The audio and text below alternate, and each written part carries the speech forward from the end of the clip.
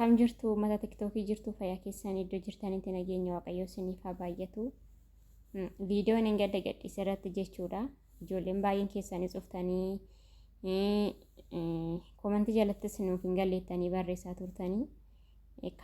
Kaameeraa jechuun hirshoo jechuudha moo warra jettan kaameeraa jechuun hirshoodha.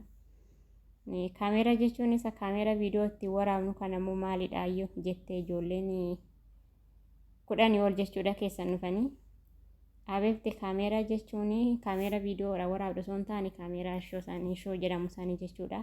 Maal gocha kaameeraa bira deemte. Kaameeraan dibata qabamu.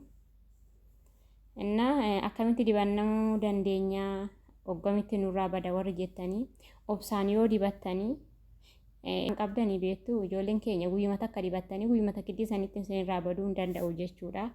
Akkasitti jechuudha akkanatti dibattanii. Kanatti dibattanii jechuudha daqiiqaa 30 ol ofirra teechisanii dhiqattanii jechuudha. Akkatti dibattanii immoo loomiidhaanis dibachuu dandeessanii. Bishaan ruuzatiinis ruuza zabzaftanii dibachuu dandeessanii jechuudha salphaadha. Ijoolleen keenya jechuudha guyyuma tokko dibatee guyyuma tokko irratti isinirraan balleechuu obsitanii jechuudha. Waggaattis haa ta'u isinirraa balleessu malee wanti isin nuffisiisu hin jiru jechuudha. Waan mana keessa jiru wanti isin miidhu tokko hin jiru jechuudha.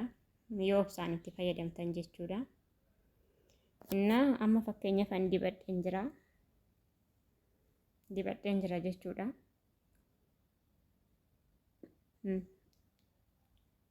Ofiisaatiif jechuudha akkas ta'a jechuudha.